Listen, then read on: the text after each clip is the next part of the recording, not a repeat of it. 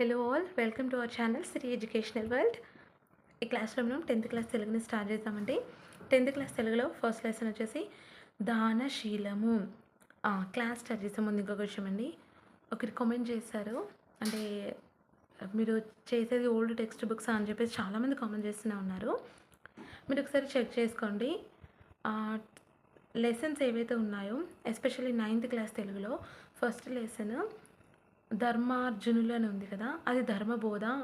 ఇది old text books అన్నారు. ధర్మబోధ అనేది ఏపీ తెలుగు టెక్స్ట్ బుక్లో ఉన్నటువంటి లెసన్ అండి. సో 9th క్లాస్ తెలుగు నేను చేసింది న్యూ టెక్స్ట్ బుక్కే, అండ్ మీరు అందులో ఎలాంటి సందేహపడాల్సినటువంటి అవసరం అయితే లేదు. అండ్ ఇప్పుడు చేసేటటువంటి 10th క్లాస్ తెలుగు కూడా న్యూ టెక్స్ట్ బుక్ నుంచి రాసిందే. నేను ఇదే చదివి రాశాను.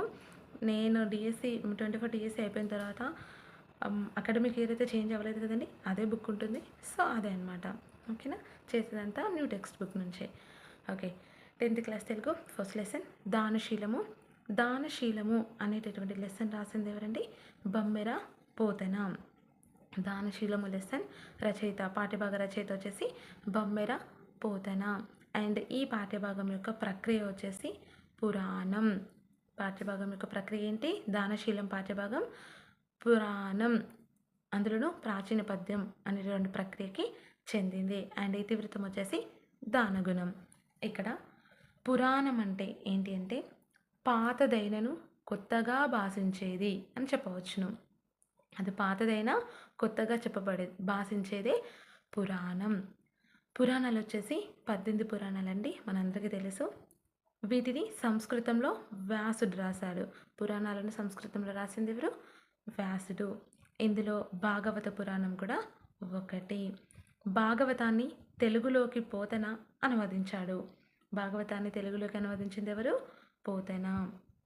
ప్రస్తుత పాఠ్యభాగం వచ్చేసి శ్రీ మహాభాగవతం 8వ స్కందంలోని వామన చరిత్రలోనిది. శ్రీ మహాభాగవతం 8వ స్కందంలోని వామన చరిత్రలోనిదే ఈ యొక్క దానశీలం అనేటటువంటి పాఠ్యాంశం.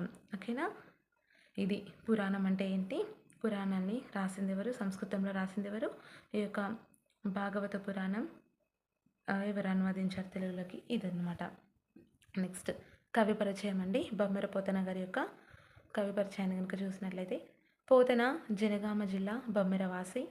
తల్లి లక్కమాంబ, తండ్రి కేసన. సహజ పండితుడు అని ఈయన ప్రసిద్ధి. పోతనని ఏమంటారండి? సహజ పండితుడు అని చెప్పేసి అంటారు. అండ్ మానవ మాత్రులైన రాజులకు తన గ్రంథాన్ని అంకితం చెయ్యనని, భగవంతుడిచ్చిన కవితాకలను భగవంతుడికే అంకితం చేస్తానని చెప్పి తన భాగవత పురాణాన్ని శ్రీరామచంద్రునికే అంకితం ఇచ్చారు. నెక్స్ట్ రచన శబ్దాలంకారాల సొగసుతో భక్తిరస ప్రధానంగా సాగుతుంది. ఎవరి యొక్క రచన? బమ్మెర పోతన యొక్క రచన శబ్దాలంకారాల సొగసుతో భక్తిరస ప్రధానంగా సాగుతుంది. అండ్ ప్రత్యేకత వచ్చేసి పండిత పామర జనరంజకంగా రాయడం ఈయన యొక్క ప్రత్యేకత. ఈయన యొక్క రచనలు ప్రహ్లాద చరిత్ర, గజేంద్ర మోక్షం, రుక్మిణీ కళ్యాణం, ఉన్నగు ఘట్టాలలోని పద్యాలు ప్రతి తెలుగు వారికి కంటతా వస్తాయి. ప్రహ్లాద చరిత్ర, గజేంద్ర మోక్షం, రుక్మిణీ కళ్యాణం ఈయన యొక్క రచనలండి. అండ్ వీరభద్ర విజయం, భోగిని దండకం, నారాయణ శతకం ఇవి కూడా ఈయన యొక్క రచనలే. ఇక్కడ ఈయన యొక్క రచనలన్నింటినీ గుర్తుపెట్టుకోవడానికి నేను ఒక చిన్న కోడ్ చెప్తానండి. ఏంటంటే, వీరనారి భోగి రోజు గజేంద్రునిపై కూర్చొని రుక్మిణితో కలిసి ప్రహ్లాద చరిత్ర విన్నది. వీరనారి ఏ రోజు? భోగి రోజు. ఎవరిపై కూర్చొని? గజేంద్రునిపై కూర్చొని. ఎవరితో కలిసి? రుక్మిణితో కలిసి ప్రహ్లాద చరిత్ర విన్నది. ఇక్కడ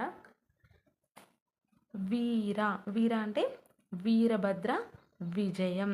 నారి అంటే నారాయణ శతకం. భోగి రోజు, ఇక్కడ భోగి అనే పదాన్ని తీసుకుంటే భోగిని దండకం. అండ్ గజేంద్రునిపై అంటే గజేంద్ర మోక్షం, కూర్చొని అనేది తీసేయండి. నెక్స్ట్ రుక్మిణితో అంటే రుక్మిణీ కళ్యాణం, కలిసి ప్రహ్లాద చరిత్ర. మనకు ఆల్రెడీ ప్రహ్లాద చరిత్ర అనే రచన ఫుల్ నేమ్ వచ్చేసింది. ప్రహ్లాద చరిత్ర విన్నది. వీర వీరభద్ర విజయం. నారి నారాయణ శతకం. భోగి భోగిని దండకం.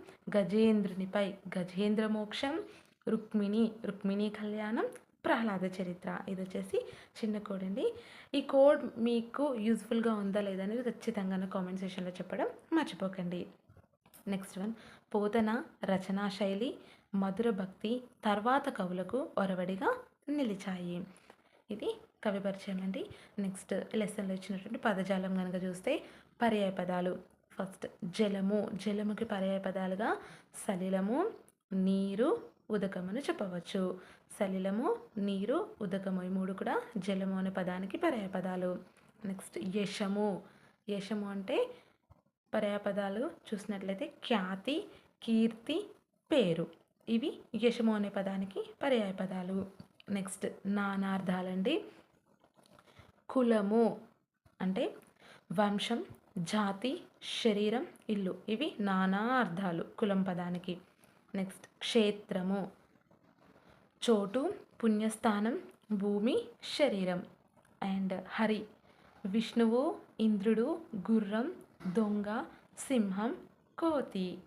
అండ్ చిత్రము అద్భుత రసం, ఆశ్చర్యం, చిత్తరువు లేదా బొమ్మ. అండ్ పద చమత్కారం. ఇవి వచ్చేసి చిత్రము అనే పదానికి నానార్థాలు. అండ్ వ్యుత్పత్తి అర్థాలండి. నీరజభవుడు. నీరజభవుడు అంటే విష్ణువు నాభి కమలమునందు పుట్టినవాడు. ఎవరండి? బ్రహ్మ. త్రివిక్రముడు అనగా ముల్లోకములను ఆక్రమించినవారు. ఎవరు? విష్ణువు. ముల్లోకములను ఆక్రమించినవాడు ఎవరండి? విష్ణువు. త్రివిక్రముడు, నీరజభవుడు. ఇవి వచ్చేసి వ్యుత్పత్తార్థాలు. నెక్స్ట్ ప్రకృతి వికృతులండి.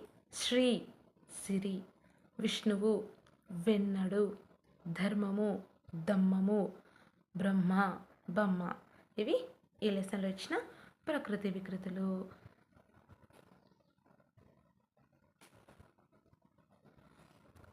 If you like the video, don't forget to like, share and subscribe to our channel. Thanks for watching.